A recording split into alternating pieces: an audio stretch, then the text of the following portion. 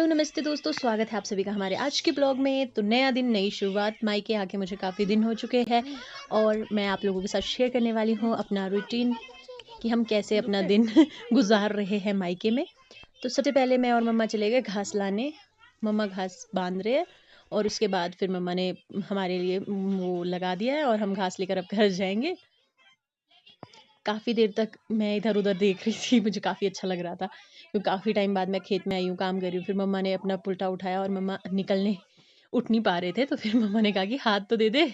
फिर मैं हाथ देने गई और मैंने मम्मी को हाथ दिया, फिर मम्मा उठ गए थे।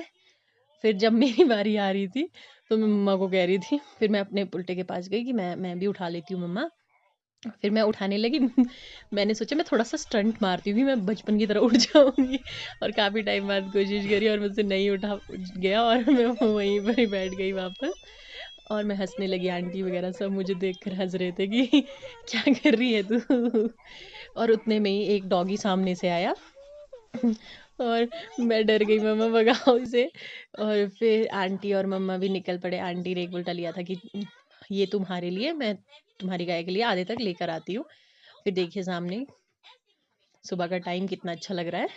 फिर हम निकल पड़े घर की ओर और मम्मा मुझे देखकर हँस रही है कि इतना जैसा तूने उठाया है उसमें भी इतना टाइम लगा रही है आने में, क्योंकि मुझसे चला नहीं जा रहा था। मेरे शूज़ थोड़े टाइट हो गए थे, इस वजह से मैं थोड़ा अटपटा करके चल रही थी। और फिर हम गए नदी किनारे। नदी किनारे हमने सोचा कपड़े धो लेते हैं क्योंकि पानी की थोड़ा दिक्कत हो गई थी, बारिश हुई थी, इस वजह से शायद पानी कहीं बीच में टूट गया था और हमारे को कपड़े धोना बड़ा ज़रूरी था क्योंकि अब मटर तोड़ना शुरू कर रहे हैं हम। तो हमने सोचा फिर टाइम आसानी से नहीं लगता, इसलिए चलो नदी किनारे कपड़े धो देते हैं, फिर आज टाइम है तो फ्री हो जाते हैं। फिर हम लोगों ने मिलकर कपड़े धोए और ईबू पीछे शरारत कर रहा था। उसको भी बहुत मज़े आ रहे हैं गाँव आकर, वो जितना हो सकता उतनी शरारत करने की कोशिश कर रहा है, बहुत मस्ती कर रहा है, उसे बहुत ज़्यादा मज़ा आ रहा है यहाँ पर आकर। कभी नदी किनारे चला जाता है, कभी खेत चला जाता है, कभी कुछ करने, कभी कुछ करने। हमने उसे पजामा पहनाया था पर अभी देखो वो फिसल गया। इसी चक्कर से हमने उसे हाफ निक्कर पहनाई हुई है ताकि वो देखिए। गिरे तो फिर कपड़े गंदे ना हो, घर जाने के लिए ठीक रहे। फिर हम मटर तोड़ने चले गए। ये देखिए हमारे मटर। मैं मम्मी को कह रही थी कैसे पत्थर, कि फिर उतने अच्छा। में मम्मी आ गई और वो क्या हमने बोलते सोचा हैं, खाना रोटी खा बनाने लेते वाली। हैं। फिर हम लोगों ने खाना खाया। हम 3 आदमी थे और ठीक हमारे है। साथ 3 नेपाली लोग भी थे।